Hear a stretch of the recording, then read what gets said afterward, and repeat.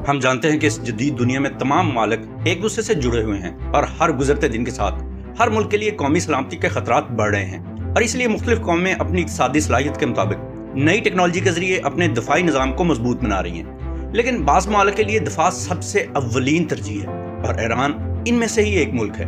Tehran इन दिनों अपनी दफाई सनत में बहुत ज़्यादा सरमायाकारी कर रहा है। ये तो आप जानते होंगे कि ईरान पहले ही सस्ते लेकिन मोहलक ड्रोन्स की तैयारी में एक आलमी रहनुमा के तौर पर उभरा है। अब ईरान की तवज्जो जदीद जंग के कुछ दूसरे अहम हथियारों पर है और इस सिलसिले में तेहरान ने एक और बड़ी कामयाबी हासिल कर ली है। इसने अपना पहला हाइपरसोनिक मिसाइल लॉन्च कर दिया है।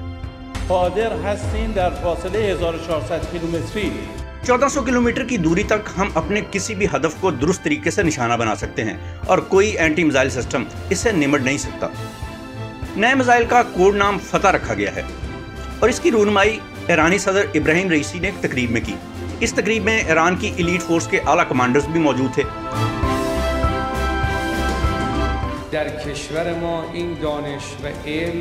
ये इल्म साइंस और दफा के साथ साथ मिसाइल और फौजी सनतें हमारे मुल्क की अपनी इंडिजिनस हैं। ये दरामदी टेक्नोलॉजी नहीं है, लिहाजा बैरूनी खतरात इस सनत को ख़त्म नहीं कर सकते।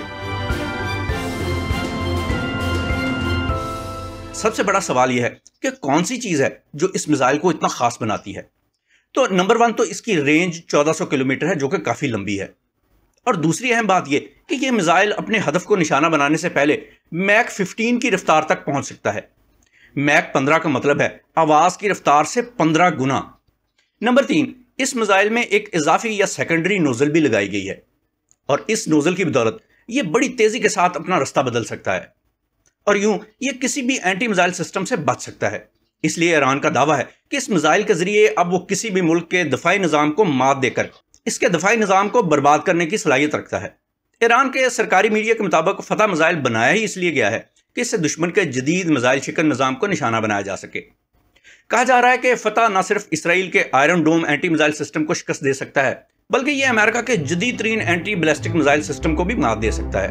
और इसकी वजह सिर्फ यही नहीं कि फतह मिसाइल की स्पीड बहुत ज़्यादा तेज़ है, बल्कि इसका दूसरा अहम रीज़न यही है कि यह मिसाइल एक सीधा पाथ लेने के बजाय इसकी ट्रेजेक्ट्री जो है वो बड़ी कम्प्लेक्स होती है।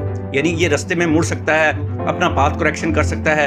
अगर कोई मिसाइल इसे तबाह करने के लिए आ रहा हो तो ये अपना रास्ता बड़ी तेज़ी से चेंज कर सकता है और इसी वजह से इसे मार गिराना बहुत मुश्किल है। और पता है इसका मतलब क्या है?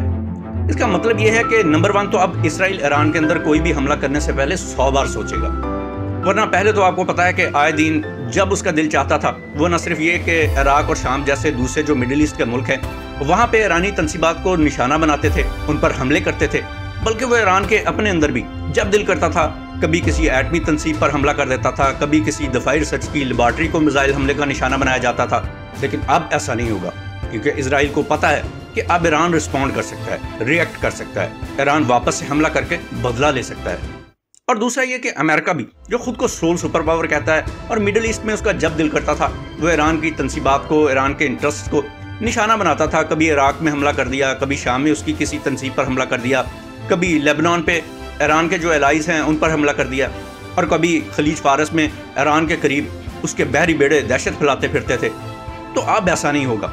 अब अमेरिका को पता होगा कि अगर उसने मिडिल ईस्ट में किसी ईरानी तंसीब पर हमला किया तो ईरान जवाब में मिडिल ईस्ट में मौजूद उसकी तंसीबात पर हमला कर पाएगा। तो एक ऐसे वक्त में जब पाकिस्तान पिछले 1 साल 1.5 साल में अपने ही अंदरूनी जो एक पॉलिटिकल इंतशार है और उसकी वजह से जो इकनॉमिक डाउनफॉल आ रहा है उस पर काबू नहीं पा रहा, तो उसी वक्त उसके हमसाये न सिर्फ ईरान बल्कि इंडिया अपनी दफाई सनत को बड़ी तेज़ी से तरक्की देते जा रहे हैं और ये हम सब के लिए बहसियत कौम एक लम्हा फिक्रिया है।